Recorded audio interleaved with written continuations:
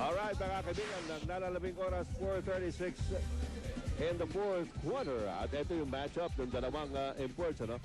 Gone are the days ng ganito mga punto, mga nakaka-40 puntos na yung mga import, ano? Hindi na kailangan eh. Oo. Dahil yung mga local pwede lang umiscore, pero yung rebounds and shot box, yun, importante yun. In what was expected to be a titanic battle between these two guys, Jason Dixon and Chris Alexander, it has become a mismatch as itong si Chris Alexander, rebounds and scoring and blocks all going his way. Para naman kay Jason Dixon, after the 7 points na nilagay niya nung first half, sa second half, he has been scoreless. Wala. And Ginebra leads by 13, 4:35 to go. Copeland. Velasco from way out. TM3 ni Nick Velasco. And he has been the saving grace here para sa Coca-Cola together with Alex Cabagnot. Velasco with 18 so far. J.J. Hildebrand. Ronald Tubid. Swings around to Junti Valenzuela. Back to Valenzuela. Cross court. Ooh, taas ng masyado taas yung pasa. And he knew it. The moment na nirelease na yun, trying to guide it back down a little bit too pumped up itong si Junti Valenzuela. Out to si Copeland. Nick Velasco. Cesar Catley. Copeland bali. Nilabas kay Nick Velasco for the shot. Mahina. And Tubid has the rebound. Remember that Barangay Ginebra has won 5 of their last 6 games after going 1 out of 8. Nung umpisa, no, talagang nagkukumuhog ito Barangay Ginebra. Pero sabi nga ni Coach Joey Chico, yung chemistry nila talagang maganda ngayon. As Junti Valenzuela misses on that layup. Here's Catley given the opportunity. Piantres.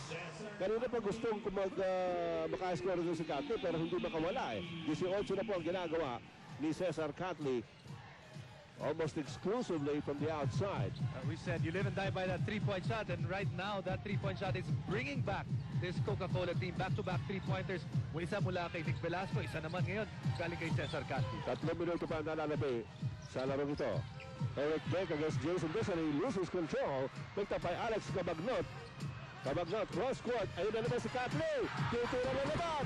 Not this time, and Chris Alexander reaches out for the rebound. Oh, that could have been big para sa Coca-Cola. Yeah. He had the look. Oops.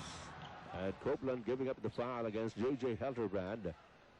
Mukhang may iniinda rin si Copeland. Ano yun? May ika-ika rin ba siya?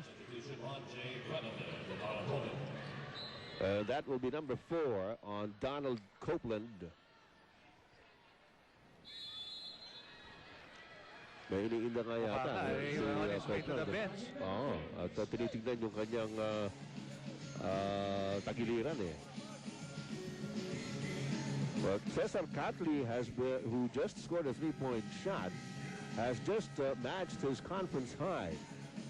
Shooter ito, si Cesar Catley. We have 2 minutes and 37 seconds remaining here in the fourth quarter. At so far, it is still Barangay Ginebra by 7. Biggest lead in the game was 18. Umabot po na 18 ang lamang ng Barangay Ginebra. Pero ngayon, natapyas na yan ng Coca-Cola with their outside sniping. Tingnan natin kung ano mangyayari dito with 2:37 to go. It has been all Barangay Ginebra since the second quarter. And right now, time is on their side. Pass the ball around. Hey! There's another steal. Ito yung mga kaya nakabalik itong Coca-Cola because of the steals.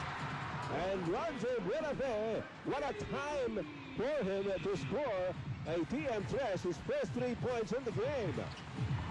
It has been a very frustrating time for Ronjo Buenafe. He's going to get called for that foul on Ronald Tubid. Actually, Ronald Tubid is lucky that he's not going to be called for a deliberate foul. Really gave eto si Alex Cabagnot a secondary motion type of foul. And I think narinig natin dito yun. Medyo nasaktan talaga rin si Alex Cabagnot. A turnover story dito sa fourth quarter. Kaya na nabanggit mo, Oo. nakakatulong talaga sa Coca-Cola para makabalik sila. 8 turnovers para sa Barangay Ginebra, and Coca-Cola taking care of business with only 2. We got to give credit to Coca-Cola's defense. Quick hands by the Tigers here. Ito na. Dixon against Alexander. No double team. Whoa, block! Blocked by Chris Alexander as we go to the Outlast 2 minutes. Hatid sa inyo ng Outlast maintenance-free batteries. Start agad sa Outlast batteries. Ito yung sinasabi natin. They will go to Jason Dixon in the last couple of minutes